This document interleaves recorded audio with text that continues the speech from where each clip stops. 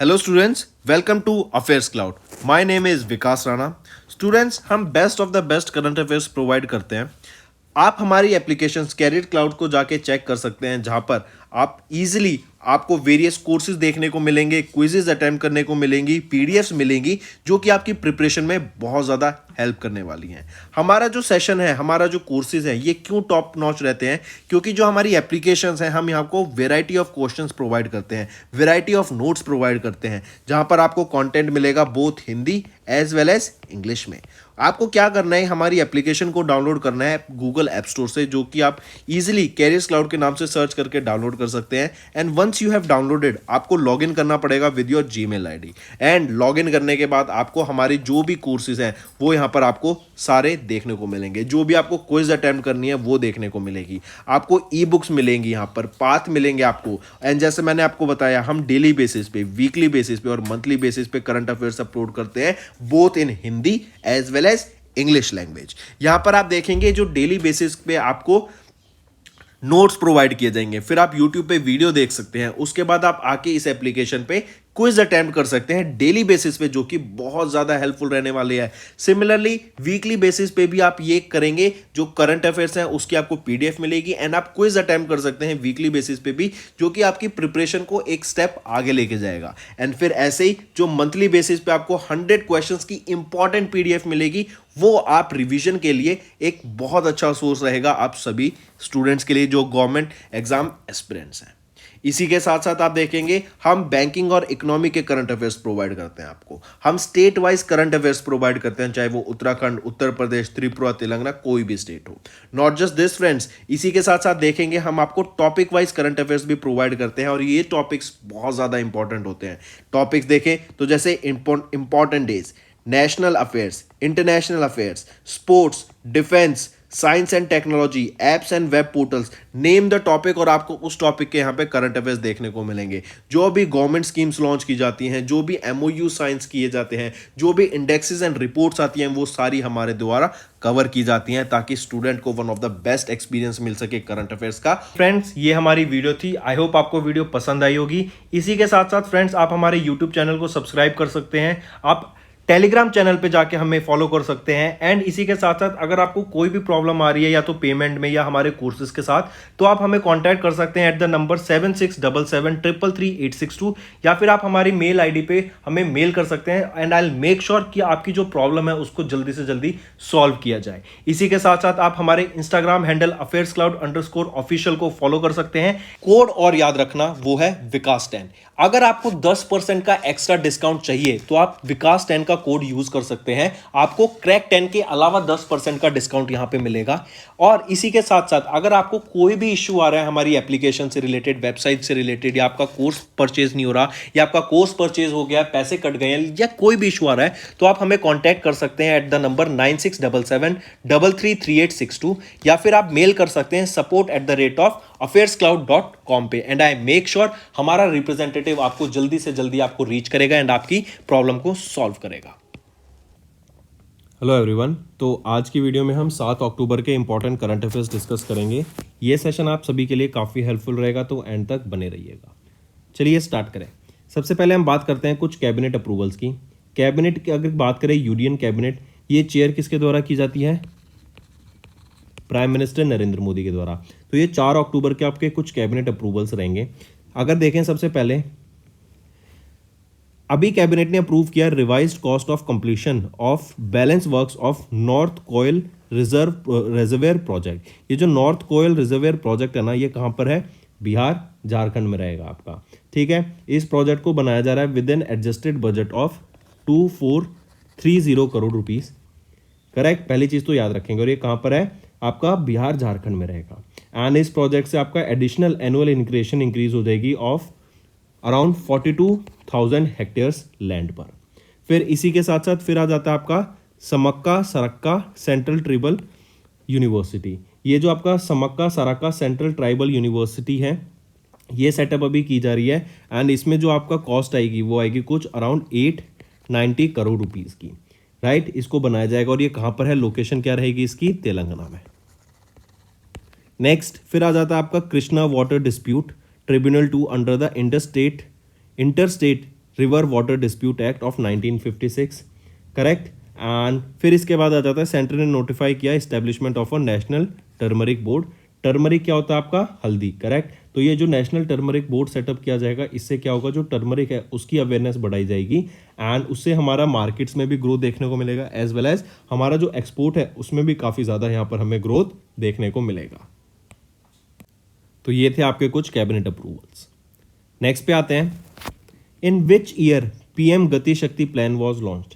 PM गति शक्ति ये क्या है आपका, कि हमारी इंडिया में इंफ्रास्ट्रक्चर को बढ़ावा देने के लिए एंड लॉजिस्टिक्स को इंप्रूव करने के लिए आपका पीएम गति शक्ति प्लान लॉन्च किया गया था प्राइम मिनिस्टर नरेंद्र मोदी के द्वारा। कब, अक्टूबर 2021 में। इंपॉर्टेंट है, मार्क करेंगे।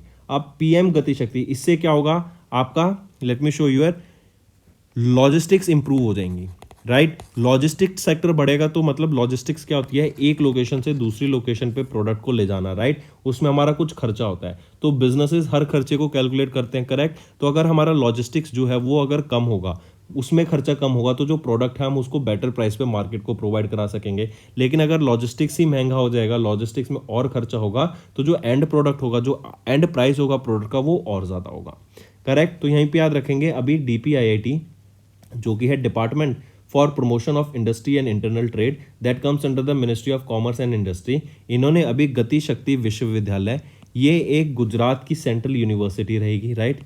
ये गुजरात बेस्ड सेंट्रल यूनिवर्सिटी है। तो DPIIT एंड गति शक्ति विश्वविद्यालय, इन दोनों के बीच में भी एक मेमोरेंडम ऑफ अंडरस्टैंडिंग साइन हुआ था to advance national master plan. National master plan को बढ़ावा देने के लिए ये MOU साइन किया गया था। इस MOU के अंडर क्या होगा, इंडिया के इंफ्रास्ट्रक्चर एंड लॉजिस्टिक सेक्टर को बढ़ावा दिया जाएगा। एंड फिर यहीं पर हम देखेंगे 3 इंपॉर्टेंट कोर पॉइंट्स पे यहाँ पे बात की जाएगी, जो कि है smart planning and implementation, structured specialised development and capacity building पे यहाँ पे बात की जाएगी, राइट। इसी के साथ साथ याद रखेंगे जो गति शक्ति विश्वविद्यालय है GSV, ये याद रखेंगे इंडिया का पहला रेलवे यूनिवर्सिटी है एंड वर्ल्ड की 3rd। ऐसे रशिया में है, चाइना में है, और अब ये गति शक्ति विश्वविद्यालय ये इंडिया की पहली रेलवे यूनिवर्सिटी रहने वाली है, करेक्ट। और इसको सेटअप कहाँ किया गया था, वडोदरा गुजरात में, दिसंबर 2018 में, राइट। चलिए नेक्स्ट पे आते हैं। फिर PM Modi visited Telangana on 1 and 3 October. 1 and 3 अक्टूबर को प्राइम मिनिस्टर नरेंद्र मोदी ने विजिट किया तेलंगाना में, राइट। एंड यहाँ पर उन्होंने वेरियस प्रोजेक्ट्स को यहाँ पे लॉन्च किया। जैसे फॉर एग्जांपल बात करें, 1 अक्टूबर को, 1 अक्टूबर को इन्होंने फाउंडेशन स्टोन ले किया and various multiple development projects को यहाँ पर डेडिकेट किया to the nation worth 13,500 crore rupees, Telangana, ठीक है। फिर इसी के साथ साथ 3 अक्टूबर को भी ये तेलंगाना में थे, यहाँ पे इन्होंने 8,000 करोड़ रुपए के प्रोजेक्ट्स को यहाँ पर डेडिकेट किया इन तेलंगाना। इसी के अलावा अगर यहाँ पे हम प्रोजेक्ट्स जैसे देखें, फॉर एग्जांपल पहले हम बात करते हैं नागपुर विजयवाड़ा इकोनॉमिक कॉरिडोर की, right. He laid the foundation stone for road projects related to Nagpur Vijayawada economic corridor. ये जो इकोनॉमिक कॉरिडोर है 6,400 करोड़ रुपए की लागत से इसको बनाया जाएगा। एंड इकोनॉमिक कॉरिडोर है तो बेसिकली कनेक्टिविटी बढ़ जाएगी, एंड कनेक्टिविटी बढ़ने से क्या होगा, आपका जो ट्रेड है उस वो ज़्यादा फ्लरिश करेगा। फिर इसी के साथ साथ आ जाता है आपका, ही dedicated road project related to Hyderabad Visakhapatnam corridor development under Bharatmala परियोजना। भारतमाला परियोजना के अंदर हैदराबाद विशाखापट्टनम कॉरिडोर प्रोजेक्ट को यहाँ पे डेवलप करा गया। इसको बनाने में 2460 करोड़ 2,460 करोड़ रुपए की लागत लगेगी। एंड इससे क्या होगा, जो आपका खम डिस्ट्रिक्ट है एंड कोस्टल रीजन है आंध्र प्रदेश का, उन दोनों के बीच में कनेक्टिविटी में काफ़ी ज़्यादा बढ़ावा देखने को मिलेगा। अगर भारतमाला प्रोजेक्ट की बात करें तो भारतमाला प्रोजेक्ट क्या है, ये एक अम्ब्रेला प्रोजेक्ट था, ministry of road transport and highway के द्वारा लॉन्च किया गया था। एंड इसके अंदर क्या है, जो पैसेंजर मूवमेंट है एंड जो फ्राइट मूवमेंट है, फ्राइट होता है आपका जो गुड्स का मूवमेंट होता है, राइट। तो फ्राइट मूवमेंट एंड जो पैसेंजर मूवमेंट है अक्रॉस द कंट्री, उसको बेटर करने के लिए ये भारतमाला प्रोजेक्ट लॉन्च किया गया था, करेक्ट।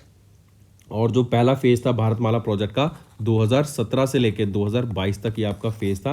एंड इसके अंदर 34,800 किलोमीटर ऑफ नेशनल हाईवेज को डेवलप करने की बात की गई थी। और एंड यहाँ पे जो अमाउंट खर्च करने की बात की गई in the 5 years for this 34,800 kilometres of national highway, तो यहाँ पे 5,35 करोड़ रुपए खर्च करने की बात की गई थी। तो ये कुछ आपको प्रोजेक्ट्स याद रखने हैं। फिर इसके बाद आखिरी आ जाता है Hassan Cherapalli LPG pipeline project. And इसी के साथ साथ multi product petroleum pipeline of BPCL की भी यहाँ पे इन्होंने फाउंडेशन स्टोन ले किया, करेक्ट। तो मार्क करके चलेंगे इनको। नेक्स्ट आ जाते हैं फिर संप्रति एक्सरसाइज पर। संप्रति क्या है? ये एक जॉइंट मिलिट्री एक्सरसाइज है। किन दो कंट्रीज के बीच में कंडक्ट कराई जाती है? इंडिया एंड बांग्लादेश के बीच में ये एक्सरसाइज कंडक्ट कराई गई। अभी 2023 की बात करें तो 11th एडिशन हमें इस एक्सरसाइज का देखने को मिलता है, इस जॉइंट मिलिट्री एक्सरसाइज का। लोकेशन इंपॉर्टेंट रहती है, पूछा जाता है कि कहाँ पर इस एक्सरसाइज को कंडक्ट कराया गया था, तो उमरोई मेघालय में इस एक्सरसाइज को कंडक्ट कराया गया था, राइट। 14 डेज लॉन्ग ये आपकी एक्सरसाइज थी। 3 अक्टूबर से लेके 16 अक्टूबर तक ये एक्सरसाइज आपकी कंडक्ट कराई गई थी, correct. And as I mention ये 11th एडिशन था। 10वें एडिशन की बात करें तो ये बांग्लादेश में हुआ था। 10वां एडिशन कब हुआ था? लास्ट ईयर 2022 में। और अगर फर्स्ट एडिशन की बात करें तो पहली बार ये एक्सरसाइज कब कंडक्ट कराई गई थी? तो जोरहट कहाँ पर है? असम में। और 2009 में पहली बार ये एक्सरसाइज को कंडक्ट कराया गया था, ठीक। बांग्लादेश की बात करें तो प्राइम मिनिस्टर कौन रहेंगी? शेख हसीना। कैपिटल क्या है? ढाका। और बांग्लादेशी टका यहाँ की करेंसी रहेगी। तो आप यहाँ पे देख सकते हैं संप्रति 11 मतलब 11वां एडिशन। इंडिया और बांग्लादेश के बीच में ये जॉइंट मिलिट्री एक्सरसाइज है। इन दोनों की आर्मी के बीच में ये एक्सरसाइज कंडक्ट कराई जाती है। उमरोई मेघालय लोकेशन रहेगी। 14 दिन की एक्सरसाइज थी। 11th ये एडिशन रहेगा और 10वां एडिशन बांग्लादेश में हुआ था। पहला एडिशन जोरहट असम 2009 में हुआ था, ठीक है। संप्रति एक्सरसाइज। नेक्स्ट बात करते हैं एक मोबाइल एप्लीकेशन की जो कि डिजिटल बैंकिंग सर्विसेज प्रोवाइड करती है, जिसका नाम है इंडी, राइट। तो कस्टमर्स को काफ़ी सारी ये all in one digital financial solution रहता है। यहाँ पर आपको सारी सर्विसेज प्रोवाइड कराई जाती हैं बैंक के द्वारा। तो ये इंडी एप्लीकेशन किस बैंक के द्वारा लॉन्च की गई है? ये याद रखेंगे, इंडसइंड बैंक के द्वारा लॉन्च की गई है। काफ़ी रेंज ऑफ सर्विसेज यहाँ पे आपको प्रोवाइड किया जाता है, करेक्ट। यहाँ पे कस्टमर्स को इंस्टेंट लाइन ऑफ क्रेडिट भी प्रोवाइड कराया जाता है of up to 5 lakh rupees. And इसी के साथ साथ याद रखेंगे, अगर यहाँ पे हम बात करें सेविंग अकाउंट की हिंदी में इंडसइंड बैंक में, तो 6.75% का सेविंग अकाउंट भी यहाँ पे इनको प्रोवाइड किया जाता है। एंड फिक्स डिपॉजिट की बात करें तो 7.85% का आपको फिक्स डिपॉजिट पर एनम यहाँ पे प्रोवाइड कराया जाता है। इसी के साथ साथ कस्टमर्स को 3% का रिवॉर्ड्स मिलता है पर 100 रुपीज़।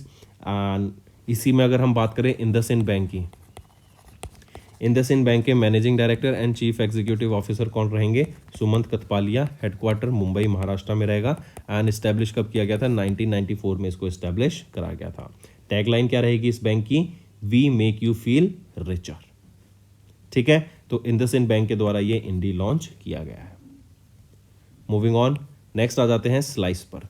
स्लाइस क्या है? ये आपका एक फिनटेक कंपनी है, राइट। ये पहली फिनटेक कंपनी बन गई है जो एक स्मॉल फाइनेंस बैंक बन गया है, राइट। क्यों? क्योंकि स्लाइस अभी एक स्मॉल फाइनेंस बैंक बन गया। क्यों? After it's merger with north east small finance bank limited. Repeat, RBI ने अभी अप्रूवल दिया कि स्लाइस ये मर्ज कर सकता है north east small finance bank limited के साथ। एंड इससे क्या हुआ, जो ये फिनटेक स्टार्टअप है स्लाइस, जिसको हम पहले स्लाइस पे के नाम से भी जानते थे, अब ये क्या है? एक स्मॉल फाइनेंस बन गया है। और ये पहली लाइन इंपॉर्टेंट याद रखेंगे कि Slice will become the first fintech firm to transform into a small finance bank. ये वो पहला फिनटेक फर्म बनी है जो कि ट्रांसफॉर्म कर रहा है in small finance bank. And इससे क्या होगा, जो स्लाइस है ये अंडर सर्व्ड एरियाज में जहाँ पर अभी तक बैंकिंग सर्विसेज नहीं पहुंची हैं, वहाँ पर भी रूरल एरियाज में ये अपनी बैंकिंग सर्विसेज को प्रोवाइड करा सकता है टू द पीपल, करेक्ट। तो इनकी ऑडियंस बढ़ जाएगी, तो मार्क करेंगे। इससे क्या होगा, ये जो मर्जर है इससे क्या होगा, काफ़ी बेटर एक्सपीरियंस प्रोवाइड कराया जाएगा लोगों को। एक स्लाइस का जो इनका अपना जो खुद का इकोसिस्टम है, जो इनकी पूरी एप्लीकेशंस हैं, उसके थ्रू लोगों को बेटर सर्विसेज प्रोवाइड कराई जाएंगी, करेक्ट। एंड तो याद रखेंगे स्लाइस एंड इनका मर्जर हुआ north east small finance bank के साथ, जिसके बाद अभी एक स्मॉल फाइनेंस बैंक बन गए हैं। अगर मैं स्लाइस की बात करूं, स्लाइस के founder and chief executive officer कौन रहेंगे? रंजन बजाज। हेडक्वार्टर बेंगलोर कर्नाटका में। एंड 2016 में इस्टेब्लिश किया गया था स्लाइस। अगर बात करूं north east small finance bank की, यहाँ पे managing director and chief executive officer कौन रहेंगी? रूपाली कलिता। और हेडक्वार्टर कहाँ पर है? गुवाहाटी असम में। एंड 2015 में इसको इस्टेब्लिश करा गया था, ठीक है। मूविंग ऑन, यहाँ पे पहले करेक्ट करेंगे, ये है भाषिनी। भाषिनी क्या है? भाषिनी एक प्लेटफॉर्म है जिसपे आप मल्टी लैंग्वेजेस को एक्सेस कर सकते हैं, राइट। जैसे मान लो आप कोई वेबसाइट बना रहे हैं एंड आप चाहते हैं कि आपके पास मल्टीपल लैंग्वेजेस का सपोर्ट हो, क्योंकि आपको पूरे इंडिया में हर आदमी को कैटर करना है, तो आप इस भाषणी प्लेटफॉर्म को इनकॉर्पोरेट कर सकते हैं। इससे क्या होगा, आपको नॉर्थ इंडिया की लैंग्वेज, साउथ इंडिया की लैंग्वेज, आपकी नॉर्थ ईस्ट की लैंग्वेजेस, राइट, जो भी लैंग्वेज है इंडिया में, आप उनसे यहाँ पर आप वो प्रोवाइड करा सकते हैं to cater different customer base. ठीक है, तो अभी रिसेंटली आरबीआई हब, जो कि है reserve bank innovation hub, and Bhashini, इन्होंने कोलैबोरेट किया for linguistic inclusion in financial services. मतलब फाइनेंशियल सर्विसेज में लिंग्विस्टिक इंक्लूसिविटी लाने के लिए, मतलब डिफरेंट लैंग्वेजेस को यहाँ पर हम इनकॉर्पोरेट करके एक वाइडर ऑडियंस को सर्व कर सके, इसीलिए यहाँ पर reserve bank of innovation hub ने पार्टनर किया है भाषणी के साथ। ठीक है, और ये जो एमओयू है, याद रखेंगे, ये was sign during a global fintech fest, जो कि मुंबई महाराष्ट्र में हुई थी सितंबर 2023 में। काफ़ी इंपॉर्टेंट मार्क करेंगे। और जैसे बात की हमने, इस पार्टनरशिप का एम क्या रहेगा, ताकि डिजिटल फाइनेंशियल सर्विसेज यूजर्स तक पहुंच चुके हैं इन देयर नेटिव टंग या फिर इन देयर नेटिव लैंग्वेज। अगर यहीं पे भाषणी की बात कर रहे हैं तो चीफ एग्जीक्यूटिव ऑफिसर कौन रहेंगे, राजेश बंसल। हेडक्वार्टर रहेगा बेंगलोर कर्नाटका में, एंड 2022 में इस्टेब्लिश किया गया था। वहीं पे ये आपका है आरबीआई हब का, नॉट भाषणी का, रिजर्व बैंक इनोवेशन हब की बात कर रहे हैं, तो सीईओ रहेंगे राजेश बंसल। हेडक्वार्टर रहेगा बेंगलोर कर्नाटका, एंड इस्टेब्लिश किया गया था 2022 में। वहीं पे अगर भाषणी की बात करें तो अमिताभ नैग ये यहाँ के चीफ एग्जीक्यूटिव ऑफिसर रहेंगे। हेडक्वार्टर न्यू दिल्ली में ही रहेगा, राइट। एंड इसको लॉन्च कब किया गया था, लास्ट ईयर जुलाई 2022 में इसको लॉन्च किया गया था। मूविंग ऑन, नेक्स्ट आ जाते हैं ओपन बाय एक्सिस बैंक। ये एक डिजिटल बैंकिंग प्रोपोजिशन है जो अभी लॉन्च किया गया है, राइट। तो हम कह सकते हैं axis, open by Axis bank, correct. यहाँ पर various digital banking services provide कराने की बात की गई। एंड एक इंटरेस्टिंग चीज़ याद रखेंगे, ये जो है ये एक highest rated mobile banking application है प्ले स्टोर पर, among the top 500 banks globally by the market capitalisation, correct. And ये एक वन स्टॉप सॉल्यूशन रहेगा for all digital banking needs with over 250 banking services on the go. ये एक user friendly modern interface है for both existing and new customers. नाम रहेगा open by Axis bank. ऐसे ही अगर बात करूँ मैं योनो किसकी है, एसबीआई की। इंडी अभी हमने देखी थी, इंडी किसकी है, इंडसइंड बैंक की। अगर एक्सिस बैंक की हम बात करें तो इसको 1993 में इस्टेब्लिश करा गया था। MD and chief executive officer यहाँ पर कौन रहेंगे, अमिताभ चौधरी। एंड इस बैंकिंग एप्लीकेशन पे हम देखेंगे कि 250 से भी ज़्यादा आपकी बैंकिंग सर्विसेज यहाँ पर प्रोवाइड कराई जाती हैं। Moving on, which bank became the first lender to offer ONDC network gift card. ONDC क्या है, open network for digital commerce, right. तो अभी येस बैंक वो पहला बैंक बन गया है, फर्स्ट बैंक इन इंडिया जिन्होंने इशू किया है ओएनडीसी नेटवर्क गिफ्ट कार्ड को। ये जो कार्ड रहेगा ओएनडीसी नेटवर्क गिफ्ट कार्ड, ये पावर्ड रहेगा रुपे नेटवर्क से, करेक्ट।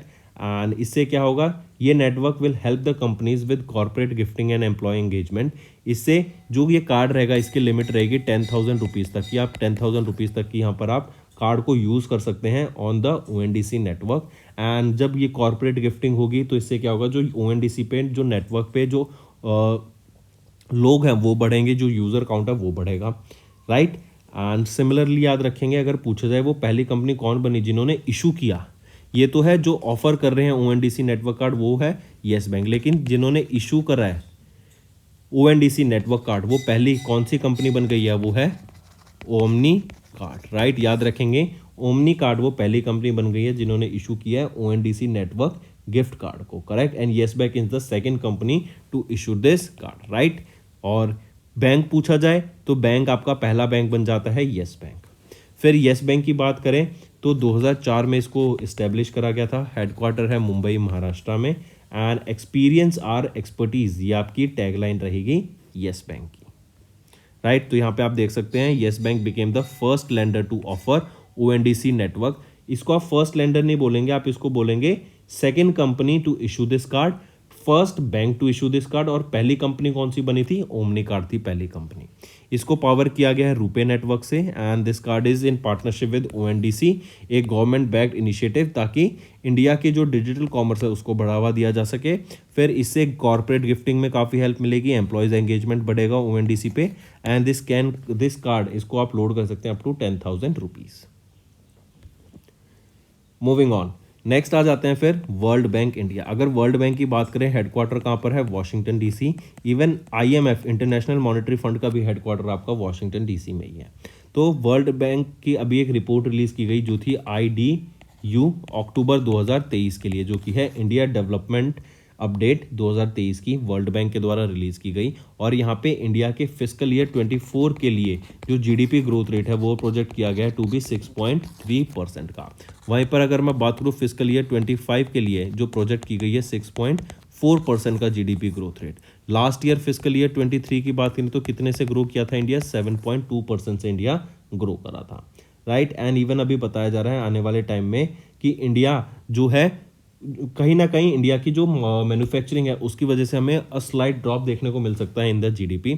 लेकिन एज ऑफ नाउ करंटली अगर हम बात करें तो जो लो इनकम कंट्रीज हैं ग्लोबली उसमें से इंडिया बेस्ट कंट्री है in the terms of performance, क्योंकि इंडिया बहुत अच्छे से ग्रो कर रहा है। इंडिया में काफ़ी इन्वेस्टमेंट हमें देखने को मिल रही है एंड इंडिया में FDI का भी काफ़ी ज़्यादा जोर से हमें देखने को मिल रहा है। और मैक्सिमम FDI किस कंट्री से आ रहा है? सिंगापुर से हमें सबसे ज़्यादा FDI देखने को मिल रहा है। और इंडिया से सबसे ज़्यादा FDI किस कंट्री में जा रहा है? वो है दुबई, राइट। दुबई में हमें सबसे ज़्यादा FDI देखने को मिल रहा है फ्रॉम इंडिया, करेक्ट। फिर यहीं पे याद रखेंगे जो सर्विस सेक्टर है it is projected to remain strong with a growth of 7.4% and जो इन्वेस्टमेंट ग्रोथ रहेगी it is expected to stay robust at 8.9%। World bank के द्वारा ये डाटा रिलीज किया गया था। तो वर्ल्ड बैंक की बात करें तो प्रेसिडेंट कौन रहेंगे? अजय बंगा। 1944 में इसको इस्टेब्लिश किया गया था। वॉशिंगटन DC में यहाँ पे हेडक्वार्टर रहेगा एंड 189 मेंबर स्टेट्स रहेंगे ऑफ वर्ल्ड बैंक। नेक्स्ट आ जाते हैं नोबेल प्राइज इन केमिस्ट्री। कल हमने पढ़ा था नोबेल प्राइज इन फिजिक्स, आज पढ़ रहे हैं नोबेल प्राइज इन केमिस्ट्री। तो for the discovery and synthesis of quantum dots के लिए यहाँ पर 3 लोगों को भी नोबेल प्राइज से सम्मानित किया गया है। आप इनको पिक्चर में देख सकते हैं। ये हैं मोंगी जी बवेंडी, ये फ्रांस के, यहाँ पे इनको पहले सबसे पहली पिक्चर में, राइट, इनको। Then along with Louis E Brus, ये आपके USA के हैं। And Moungi and Alexei Ekimov, आप इनको पिक्चर में देख सकते हैं। एलेक्सी एकिमोव 3rd पोजीशन पे, ये रशिया के हैं। तो इन तीनों साइंटिस्ट के द्वारा मिलकर अभी डिस्कवरी एंड सिंथेसिस की गई क्वांटम डॉट्स की एंड उन्हीं के लिए इनको केमिस्ट्री में सम्मानित किया गया with the Nobel prize in chemistry. And किसके द्वारा दिया गया? Royal Swedish Academy of Science Stockholm Sweden के द्वारा इनको सम्मानित करा गया है, राइट। मार्क करेंगे, इंपॉर्टेंट है, करेक्ट। कल भी हमने डिस्कस किया था about Nobel prize in physics. अगर नोबेल प्राइज इन फिजिक्स की बात करें तो 3 इंडिविजुअल्स को यहाँ पे सम्मानित किया गया था नोबेल प्राइज इन फिजिक्स से। उनके नाम क्या हैं और उनकी कंट्री क्या हैं? जल्दी से जल्दी बता दो एक बार, फिर आगे बढ़ते हैं। वो हैं एने व्हीलर, ये हैं फ्रांस के। देन पियरी अगोस्तिनी, ये भी फ्रांस के हैं। एंड फ्रेंच क्रॉस, करेक्ट, ये हंगरी के हैं। इन तीनों को यहाँ पर याद रखेंगे सम्मानित किया गया है with Nobel prize in physics. और यहीं पे याद रखेंगे एनी व्हीलर, ये जो फ्रांस की हैं ये महिला हैं एंड ये 5th वीमेन बनी है जिनको सम्मानित किया गया नोबेल प्राइज इन फिजिक्स से, राइट। चलिए नेक्स्ट पे आते हैं। फिर नेक्स्ट हम बात कर रहे हैं पेयू की। पेयू इंडिया के CEO अनिर्बन मुखर्जी, इनको अभी प्रमोट कर दिया गया है as the global CEO of PayU GPO। तो इंडिया के CEO of PayU Anirban Mukherjee, इनको प्रमोट कर दिया। आप इनको पिक्चर में देख सकते हैं। अब ये बन गए हैं ग्लोबल CEO ऑफ GPO, जो कि है PayU global payment organisation, correct. And इसी के साथ साथ क्वेश्चन आ जाएगा, अगर ये रिप्लेस किनको करेंगे तो he replaced Laurent Le Moal, right. Laurent Le Moal को ये रिप्लेस करेंगे to be the new global CEO of PayU GPO, ठीक है। पेयू याद रखेंगे, it is one of the India की लीडिंग पेमेंट गेटवे कंपनी है ये। अनिर्बन मुखर्जी ये सर्व कर रहे हैं as the CEO of PayU India since 2019। Then he was a part of Jio की लीडरशिप टीम, जहाँ पे इन्होंने काफ़ी पाइवटल रोल भी हैंडल करे हैं। ये CEO भी थे रिलायंस पेमेंट सॉल्यूशंस लिमिटेड के। देन इसी के साथ साथ पेयू इंडिया की बात करें तो अभी CEO कौन है? अनिर्बन मुखर्जी, एंड इनको अब प्रमोट कर दिया गया है ग्लोबल CEO की पोजीशन पे। हेडक्वार्टर कहाँ रहेगा पेयू इंडिया का? गुरुग्राम हरियाणा में, एंड इसको 2014 में इस्टेब्लिश करा गया था। नेक्स्ट आ जाते हैं SBI के चेयरमैन दिनेश खारा। इनका जो टेन्योर है एक्सटेंड कर दिया गया है टिल अगस्त 2024 तक। एंड जो एमडी रहेंगे अश्विनी तिवारी, इनका भी टेन्योर 2 साल से एक्सटेंड कर दिया गया है। सबसे पहले तो याद रखेंगे जो चेयरमैन है एसबीआई के, दिनेश कुमार खारा, राइट। इन्होंने अक्टूबर 2020 में ज्वाइन किया था एसबीआई को as the chairman of SBI. 3 साल का इनका टेन्योर था, तो ये 6 अक्टूबर 2023 तक इस पोजीशन पे थे। क्योंकि अब इनका टर्म खत्म हो गया है तो इनको फिर से एक्सटेंड कर दिया गया है इनकी पोजीशन को 1 साल के लिए टिल 2024, एंड या जब तक कोई फर्दर ऑर्डर नहीं आता। फिर इसी के साथ साथ याद रखेंगे जो मैनेजिंग डायरेक्टर हैं एसबीआई के अश्विनी तिवारी, इनका भी टेन्योर 2 साल से एक्सटेंड कर दिया गया है, एंड ये कब तक, 27 जनवरी 2024 तक इनके टर्म को एक्सटेंड कर दिया गया है, राइट। फिर अगर एसबीआई की बात करें, चेयरमैन हम देख ही चुके हैं, एंड हेडक्वार्टर कहाँ पर है, मुंबई महाराष्ट्र में, और ये इस्टेब्लिश कब किया गया था, 1 जुलाई 1955 को आपका एसबीआई बैंक इस्टेब्लिश करा गया था। मूविंग ऑन, नेक्स्ट है रामास्वामी एन, इनको अपॉइंट किया गया है chairman and managing director of general insurance corporation of India. I repeat, Ramaswamy Narayan, right, ये चेयरमैन एंड मैनेजिंग डायरेक्टर बने हैं general insurance corporation of India के फ्रॉम 1 अक्टूबर 2023 जब तक, या फिर 30 सितंबर 2025 तक ये यहाँ पर इस पोजीशन पे रहेंगे। इन्होंने रिप्लेस किसको किया, देवेश श्रीवास्तव को इन्होंने रिप्लेस किया to be the new chairman and managing director of general insurance corporation of India, right. Ramaswamy Narayan, इन्होंने ज्वाइन किया था जीआईसी को as a direct recruit officer in 1988, and project Parivartan का भी ये पार्ट रह चुके हैं। और जीआईसी की बात करें तो जनरल इंश्योरेंस कॉर्पोरेशन 1972 में इस्टेब्लिश की गई थी, हेडक्वार्टर इसका मुंबई महाराष्ट्र में रहेगा। मूविंग ऑन, नेक्स्ट आ जाता है वर्ल्ड सेरिब्रल पॉल्सी डे। तो हम वर्ल्ड सेरिब्रल पॉल्सी डे कब ऑब्जर्व करते हैं, 6 अक्टूबर को ये डे ऑब्जर्व किया जाता है, एंड ऑनर करने के लिए to all the efforts and the accomplishments of the people with cerebral palsy. Cerebral palsy जिसको सीपी बोल देते हैं, ये क्या है कि ये न्यूरोलॉजिकल डिसऑर्डर है, करेक्ट। ये आपकी हैम्पर कर देता है मोटर एबिलिटीज़ को एंड मसल मोबिलिटी को। इसकी थीम याद रखेंगे, टुगेदर स्ट्रॉन्गर, ये आपकी थीम रहेगी वर्ल्ड सेरिब्रल पॉल्सी डे की। फिर इन डेज के बाद आ जाते हैं स्टेट न्यूज़ के ऊपर, मार्क करेंगे इसको। इंडिया का लार्जेस्ट पम्प्ड स्टोरेज प्रोजेक्ट कहाँ सेटअप किया जा रहा है, नीमूच में, और ये नीमूच कहाँ पर रहेगा, मध्य प्रदेश में। तो chief minister of Madhya Pradesh Shivraj Singh Chouhan ने इनॉग्रेट किया इंडिया का लार्जेस्ट पम्प्ड स्टोरेज प्रोजेक्ट। ये जो पम्प स्टोरेज प्रोजेक्ट है नीमूच डिस्ट्रिक्ट में रहेगा इन मध्य प्रदेश। इस प्रोजेक्ट को डेवलप किसके द्वारा किया जा रहा है, ग्रीनको ग्रुप के द्वारा किया जा रहा है, एंड याद रखेंगे इंडिया की लार्जेस्ट एनर्जी स्टोरेज कंपनी है। इंडिया की लार्जेस्ट एनर्जी स्टोरेज कंपनी कौन सी है, ग्रीनको ग्रुप, करेक्ट। एंड ये जो प्रोजेक्ट है it has a capacity of 1440 megawatt with a storage of 7.5 hours of energy, and इसको एक्सपेंड करके भी कितना किया जा रहा है, 1920 मेगावाट किया जा रहा है with 6 hours of storage, correct. इसमें जो ओवरऑल इन्वेस्टमेंट लगेगी इस प्रोजेक्ट में, इंडिया के लार्जेस्ट पम्प स्टोरेज प्रोजेक्ट में, वो रहेगी आपकी 11,500 करोड़ रुपए की। आने वाले 3 साल में यहाँ पे ये इन्वेस्टमेंट की जाएगी, एंड इससे ड्यूरिंग ये प्रोजेक्ट के डेवलपमेंट फेज में 4,800 जॉब जनरेट की जाएंगी, and after the project is completed 2,200 jobs उसके बाद यहाँ पर क्रिएट करने की बात की गई। तो दोस्तों ये थे हमारे आज के इंपॉर्टेंट करंट अफेयर्स। अब आ जाते हैं कुछ वन लाइनर रिवीजन पर। कैबिनेट अप्रूवल्स हम देख ही चुके हैं।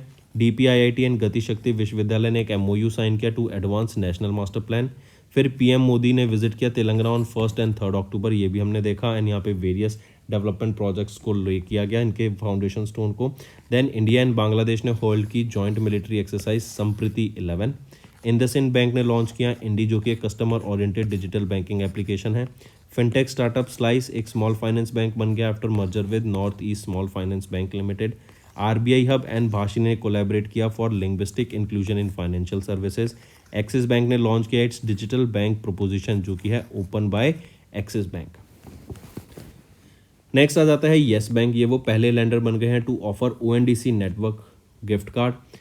World bank India development update था, इन्होंने इंडिया की फिस्कल ईयर 24 की जीडीपी ग्रोथ रेट प्रोजेक्ट की एट 6.3%। फिर यहाँ पर हम देखेंगे नोबेल प्राइज इन केमिस्ट्री दिया गया। पेयू इंडिया के सीईओ अनिर्बन मुखर्जी को प्रमोट कर दिया गया as the global CEO of PayU GPO. ACC ने एक्सटेंड कर दिया एसबीआई चेयरमैन दिनेश खारा का टेन्योर टिल अगस्त 2024 और एमडी अश्विनी तिवारी का बाय नेक्स्ट 2 ईयर्स। फिर रामास्वामी नारायण, इनको अपॉइंट किया गया chairman and managing director of GIC India. World cerebral palsy day 6 October को।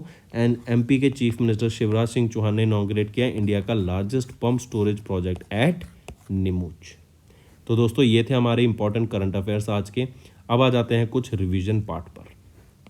नेक्स्ट, WHO एंड वाडा, world health organisation and world anti doping agency, इन दोनों के द्वारा भी कोलैबोरेट किया गया on clean drug free sport. हम जानते हैं वाडा का काम क्या है कि ड्रग्स को स्पोर्ट्स से दूर रखना। जो भी एथलीट्स यहाँ पे आएंगे उनको कोई भी ड्रग कंज्यूम नहीं होना चाहिए। उनका मतलब ऐसा नहीं है कि कुछ ड्रग नहीं ले सकते, आप ले सकते हैं, लेकिन कुछ ऐसे ड्रग्स होते हैं जिससे आपकी परफॉर्मेंस एनहेंस हो जाती है, तो वो ड्रग्स बैन किए जाते हैं वाडा के द्वारा। करेक्ट। तो इन दोनों के द्वारा यहाँ पे एक कोलैबोरेट किया गया ताकि हम स्पोर्ट्स को ड्रग फ्री बनाएंगे। इसके लिए एक एमओयू साइन किया गया, कहां पर, जिनेवा स्विट्जरलैंड में। और ये जो एग्रीमेंट है इन दोनों ऑर्गेनाइजेशन के बीच में 1 अक्टूबर 2027 तक ये वैलिड रहेगा।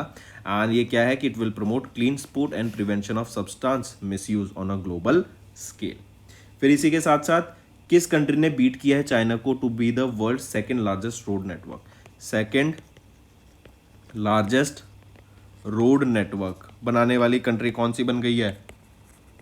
इंडिया। इंडिया ने चाइना को बीट किया है, राइट। फिर किस कंट्री के द्वारा डिजिटल नोमैड स्ट्रेटेजी लॉन्च की गई ताकि फॉरेन वर्कफोर्स को अपनी कंट्री में लाने के लिए? तो वो है कनाडा। और कनाडा में अभी हम जानते हैं कि रियल एस्टेट क्राइसिस चल रही है और इंडिया और कनाडा के बीच में जो भी अभी विवाद चल रहा है उससे काफ़ी ज़्यादा इंपैक्ट देखने को मिल रहा है इंटरनेशनल लेवल पे भी। एंड कनाडा में तो ऑलरेडी काफ़ी ज़्यादा रिसेशन की बातें चल रही हैं, वहाँ पे जो कंडीशन है इकोनॉमी की वो बहुत ज़्यादा सिवियर है अभी। नेक्स्ट पे आते हैं, WHO ने रिकमेंड किया भी R21 मैट्रिक्स M। ये एक मलेरिया वैक्सीन है जो कि Oxford and serum institute of India के द्वारा डेवलप की गई है। ऑक्सफोर्ड यूनिवर्सिटी की बात करें तो ऑक्सफोर्ड यूनिवर्सिटी में एक इंस्टीट्यूट आ जाता है, जेनर इंस्टीट्यूट, उनके द्वारा, and serum institute of India, इन दोनों के द्वारा मिलकर यहाँ पे ये न्यू मलेरिया वैक्सीन को डेवलप किया गया है जो कि फॉर है prevention of malaria in children. और मलेरिया हम जानते हैं मॉस्किटो से होता है, डेंगू भी आपका मॉस्किटो से होता है, राइट। तो इनकी प्रिवेंशन के लिए ऑफ चिल्ड्रन फ्रॉम मलेरिया ये नई वैक्सीन डेवलप की रिकमेंड की गई है WHO के द्वारा, जो कि इनके द्वारा डेवलप की गई। फिर इसी में याद रखेंगे ये सेकेंड वैक्सीन थी जो कि WHO के द्वारा रिकमेंड की गई है। इससे पहले एक और वैक्सीन WHO के द्वारा रिकमेंड की जा चुकी है, ये आपकी सेकेंड वैक्सीन रही। करेक्ट। देन इसी के अलावा याद रखेंगे अभी कौन सा सेशन हुआ था यूनाइटेड नेशन जनरल असेंबली का रिसेंटली, जो कि आपका 18 सितंबर से लेके 26 सितंबर के बीच में हुआ अभी 2023 में। तो ये आपका 78 सेशन था यूनाइटेड नेशन जनरल असेंबली का। हेडक्वार्टर कहाँ पर है जहाँ पे ये हुआ था? तो न्यूयॉर्क, यूएसए में हमें ये देखने को मिला था। एंड थीम क्या थी इस इवेंट की? Rebuilding the trust and regaining global solidarity, right.